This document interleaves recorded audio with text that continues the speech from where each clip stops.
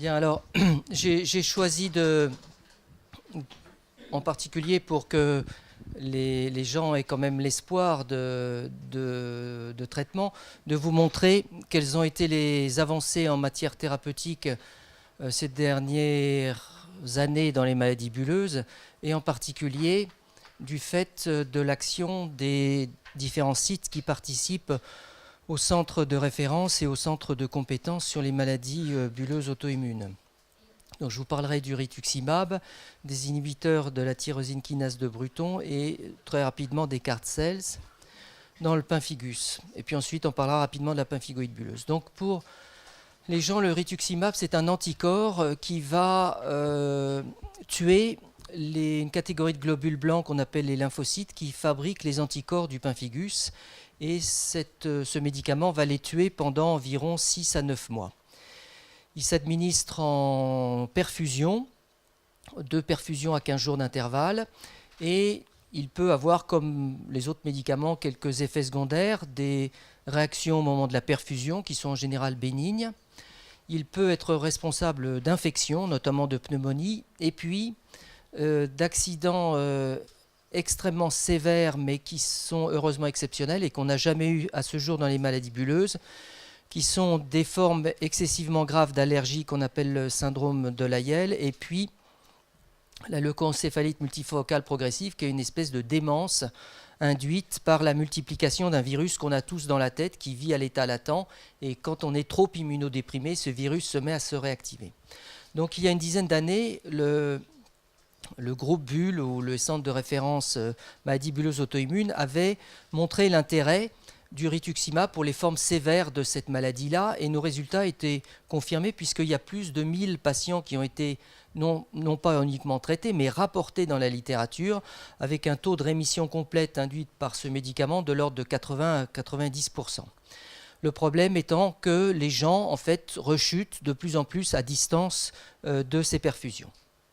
Alors,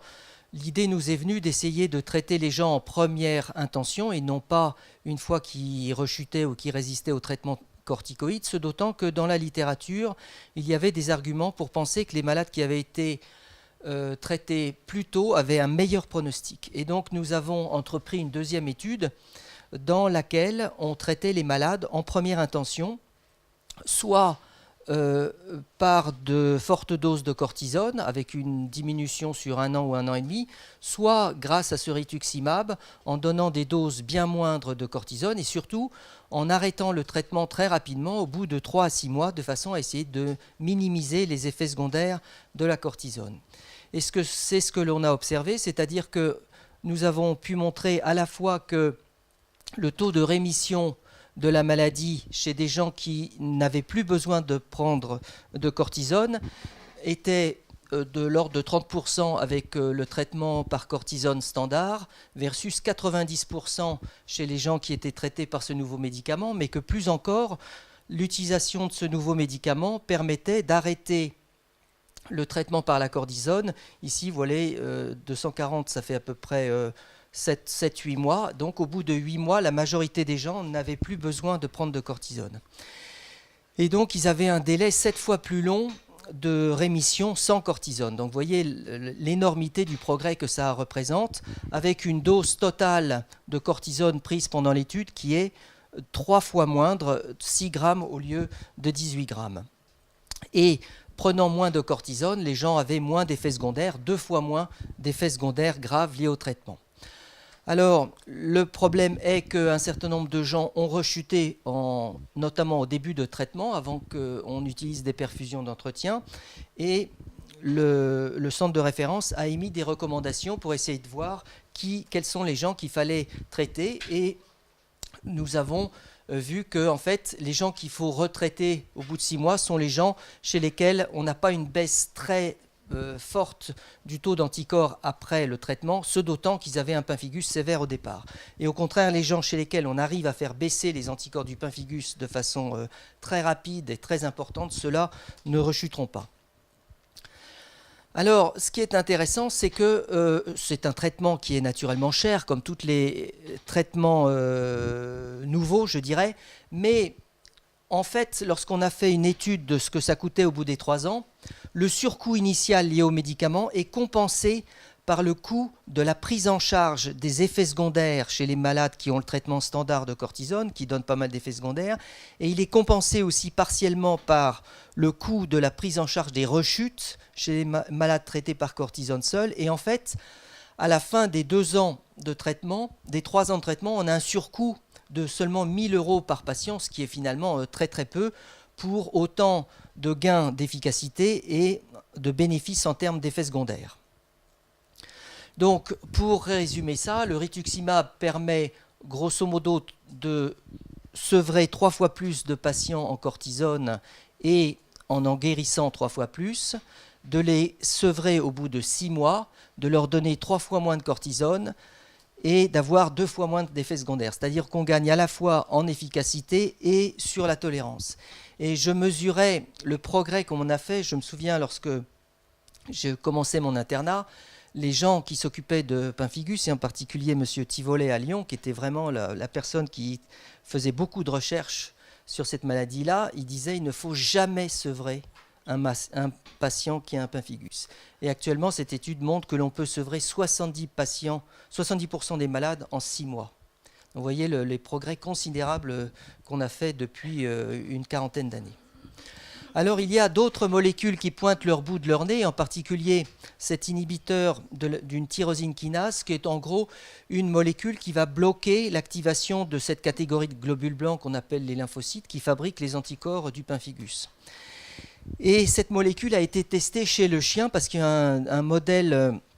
animal de cette maladie. Les chiens font spontanément un pemphigus et vous voyez ce pauvre chien là qui est plein de lésions de pemphigus, il a perdu ses poils et vous voyez au bout de 2 mois et au bout de 4 mois, il a retrouvé un beau pelage. Et ces chiens-là ont été traités par ce médicament sans avoir besoin de prendre de la cortisone. Et donc, à la suite de cette étude chez 7 ou 8 chiens, on est passé sur une étude un peu préliminaire chez l'homme qui a été faite dans plusieurs pays, notamment la France, avec des malades qui ont été inclus dans le centre de Bobigny et puis à Rouen. Et vous voyez des résultats qui sont un peu plus modestes, puisque la moitié des gens ont pu être contrôlés, 25% ont été en rémission complète, donc des résultats quand même nettement moins importants que le rituximab, mais néanmoins des résultats qui sont quand même intéressants et qui vont justifier une étude de plus grande envergure actuellement. Et puis l'avenir, c'est peut-être ce qu'on appelle les CAR T-cells, qui est d'essayer de faire une immunosuppression spécifique, c'est-à-dire de ne pas agir sur l'ensemble des globules blancs ou des lymphocytes qui fabriquent tous les anticorps, mais uniquement sur ceux qui fabriquent les anticorps du pemphigus. Et ça peut se faire en bricolant un peu une autre catégorie de globules blancs qu'on appelle des lymphocytes T, et en leur faisant reconnaître et tuer spécifiquement les lymphocytes qui fabriquent les anticorps du pemphigus. Donc le problème de ce traitement, donc ça marche, c'est que, et en cancérologie c'est très utilisé également, enfin ça commence à être utilisé parce que le prix pour le moment il est de 500 000 $ par patient, évidemment ça limite la diffusion de cette technique. Pour la pemphigoïde bulleuse, qui est la maladie la plus fréquente au sein de nos maladies rares, les nouveautés, c'est qu'on savait que cette maladie-là pouvait être déclenchée par la prise d'un certain nombre de médicaments. Et il y a pas mal de médicaments qui peuvent déclencher ainsi des maladies auto-immunes. Et récemment, les gliptines, qui sont une classe d'antidiabétiques, ont été suspectés de déclencher ces pemphigoïdes bulleuses. Et donc, le centre de référence, tous les différents sites, centres de compétences, centres de référence, ont mené une étude dans laquelle on a comparé la fréquence de prise de ces antidiabétiques chez 1700 patients atteints de pemphigoïdes, et on a été comparer ça à 225 000 personnes qui sont dans la base de la sécurité sociale, dans laquelle il y a tous les assurés sociaux, pour voir si ces médicaments étaient plus fréquemment prescrits par les patients que dans la population générale. Et c'est ce que l'on a observé, c'est-à-dire que les gliptines sont prises par 6% des patients atteints de pemphigoïdes par rapport à 3% dans la population générale, c'est-à-dire en gros 2 fois plus. Et pour certains médicaments de cette classe des gliptines, jusqu'à 4 fois plus, vous voyez 3% par rapport à 0,7%. Et donc, cette étude a confirmé l'association, le fait que cette classe de médicaments pouvait déclencher cette maladie auto-immune. Ensuite, le centre de référence a conduit aussi une autre équipe qui a été dirigée par le professeur Olivier Dereur à Montpellier et qui a évalué le méthotrexate, qui est un vieux médicament qu'on utilise dans beaucoup de maladies auto-immunes, la polyarthrite, le psoriasis notamment, pour voir si ce méthotrexate était efficace dans la pemphigoïde bulleuse. Et donc, les patients ont été traités soit avec des crèmes à la cortisone uniquement, avec une décroissance de la dose de crème sur 9 mois, ou pendant 1 mois avec de la crème, de façon à contrôler la maladie, et ensuite ce médicament, le méthotrexate. Et ce que l'on a observé, c'est qu'avec le méthotrexate, c'est la courbe bleue. Vous voyez ici la courbe de rechute, c'est que vous voyez qu'à partir de à peu près 2 mois et demi, 3 mois, la courbe bleue est plate, c'est-à-dire que les gens qui reçoivent du méthotrexate ne rechutent pratiquement pas, alors que les gens qui continuent d'être traités par la crème, la courbe rouge, les gens continuent de rechuter. Avec, dans le bras méthotrexate en bleu, des gens qui rechutent quand même jusque-là, c'est-à-dire jusqu'à à peu près 2 mois et demi, 3 mois, parce qu'il n'y avait eu qu'1 mois de crème cortisone, et probablement comme le méthotrexate, le délai d'action est de 2-3 mois, il y a eu cette période-là où les gens n'étaient peut-être pas suffisamment couverts et ils ont rechuté. Et puis à partir du moment où le méthotrexate marche, il n'y a pratiquement plus de rechute. Donc voilà le résultat de cette étude et qui montre que l'utilisation de ce méthotrexate permet une amélioration du pronostic avec moins de rechutes au cours de l'évolution. Alors le prix à payer, et là on revient à l'orthodoxie, qui est que quand on a plus d'efficacité, on a souvent plus d'effets secondaires, ce qui n'était pas le cas du rituximab, mais là c'est le cas. Et le prix à payer pour ça, c'est que avec la crème, on a évidemment moins d'effets secondaires qu'avec le méthotrexate, qui est un médicament immunosuppresseur qui va aller un petit peu taper sur notre système immunitaire. Donc cette étude a montré que le méthotrexate, quand même, chez des patients qui sont sélectionnés, qui n'ont pas de contre-indication, pouvait améliorer d'abord le confort, parce que ça permet de ne pas mettre de crème pendant longtemps, le confort des malades, et puis ça simplifie l'utilisation et ça diminue les rechutes. Mais le prix à payer pour ça, c'est quand même un petit peu plus d'effets secondaires. Et puis il y a eu un autre essai thérapeutique qui a été conduit en Angleterre pour voir si... Alors là, c'était un petit peu la même chose, mais au lieu de tester le méthotrexate, ils ont testé les tétracyclines, qui sont des antibiotiques très anciens qu'on donne, par exemple, dans l'acné chez les ados, et dont on pense que ces tétracyclines, en plus de leur activité antibiotique, ils ont peut-être une activité dans certaines maladies inflammatoires. Donc les gens étaient traités soit par une dose intermédiaire de cortisone, un demi-milligramme kilo, soit par l'association d'une crème à la cortisone et de cet antibiotique. Et l'on voit que, en fait, l'efficacité de cet antibiotique est moindre que celle de la cortisone, 54% versus 85%, mais que néanmoins, l'association d'une crème à la cortisone plus de ces antibiotiques permet de contrôler un certain nombre de gens, probablement ceux qui ont une maladie pas trop sévère. Et donc, c'est encore une autre possibilité thérapeutique que nous avons grâce à cette étude pour traiter des malades qui ont une pemphigoïde pas trop sévère. Donc voilà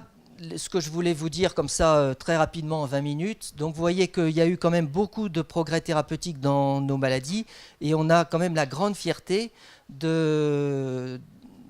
fait que beaucoup de ces progrès thérapeutiques, c'est grâce à des études non seulement que nous avons réalisées, mais que nous avons mises au point, financées, etc., au sein du centre de référence. Et donc,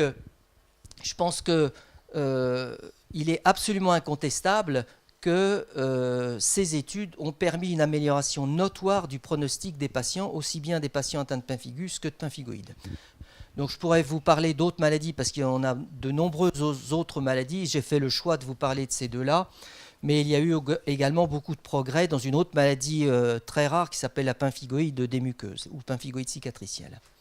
Voilà, je vous remercie.